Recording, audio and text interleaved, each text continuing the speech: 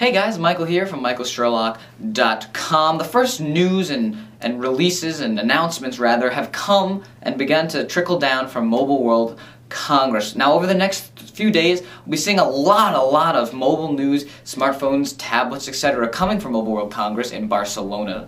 But right now, let's start off with one of the first things that happened, one of the first events, Sony Ericsson. So one of their first devices that they announced, smartphone, was the Xperia Neo. This is a 3.7-inch touchscreen device that is powered by the Bravia graphics engine, which is a technology that Sony developed and has implemented in their Bravia television line for plasmas and LCDs, I believe.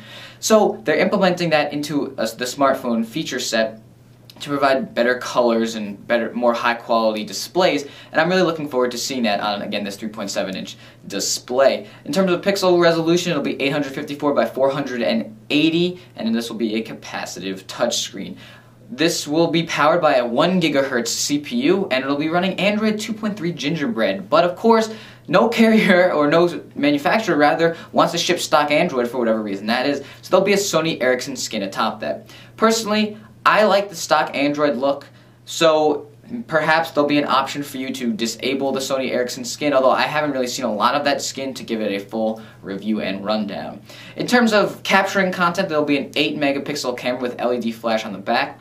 And for the ever-popular video chat that I still don't see how it can be a practical option for communication, there will be a 2-megapixel front-facing camera.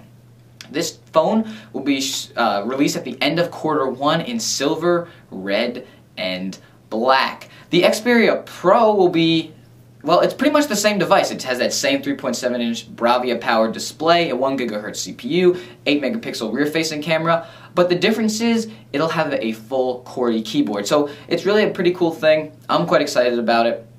I really think that merging QWERTY keyboards with that high-fidelity, high tactile feedback is really a nice thing when you, again, merge that with a touchscreen. Of course, the touchscreen keyboards have really improved from the days of Android 1.5, but it's still nice to have that when you're a physical board, rather, when you're cranking out a lot of emails, especially if this is your work device. So again, that's silver, red, and blue at the end of Q2 for the Xperia Pro.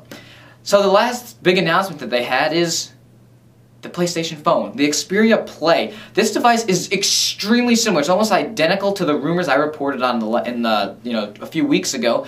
4-inch 854 by 480 display, 1 GHz Snapdragon processor, the Qualcomm Adreno 205 graphics engine, which, by the way, will be able to supply gaming at about 60 frames per second. That's pretty good for any console or computer. So if they can get some solid games on there running at 60 FPS, that would be quite exciting. Of course, what makes this different than any other device that we have for mobile gaming, or rather any other crossover between smartphone and gaming, is it actually has a slide-out gamepad. So whereas the Xperia Pro has a slide-out QWERTY board, the Xperia Play has a slide-out keypad. In terms of battery life, I don't know the exact size of the battery, but they say you'll get 5 hours and 35 minutes of game time, so actually in-game playing.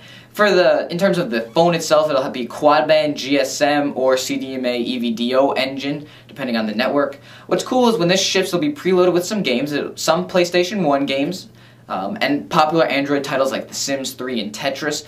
And Sony Ericsson says that there will be 50 additional titles to purchase at launch from 20 developers, and there will be more content coming to you in the future.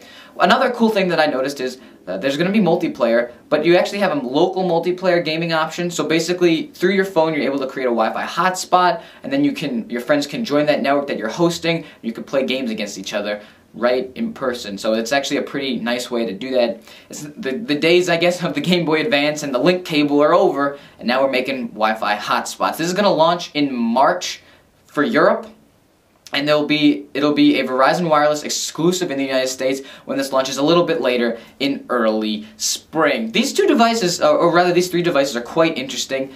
I think the Pro is an extremely attractive phone. It's not huge at 3.7-inch screen. It's not one of those colossal 5-inch bad boys, but it also has a full keyboard, which, if it works well, can be an excellent business class device. The Neo, of course, is good if you're just looking for a candy bar option. And the Play is really a device that you don't necessarily want a dedicated PSP2, but you want to have some of that gaming, and you want to have that keypad so you can actually feel like you're in the game and you're not just jam it on the touchscreen, the Play is a really excellent choice. Now pricing, again, we don't know pricing for any of these, and we're not exactly sure the carriers, although, like I said, Verizon Wireless will be getting the Play in early spring. So what's your favorite Sony Ericsson device on here? Are you looking at the Neo, or are you more of a Xperia Play PlayStation phone kind of guy? I'd love to hear your feedback in the comments section below. I'm Michael Sherlock from michaelsherlock.com. Thanks for watching, and have a nice day.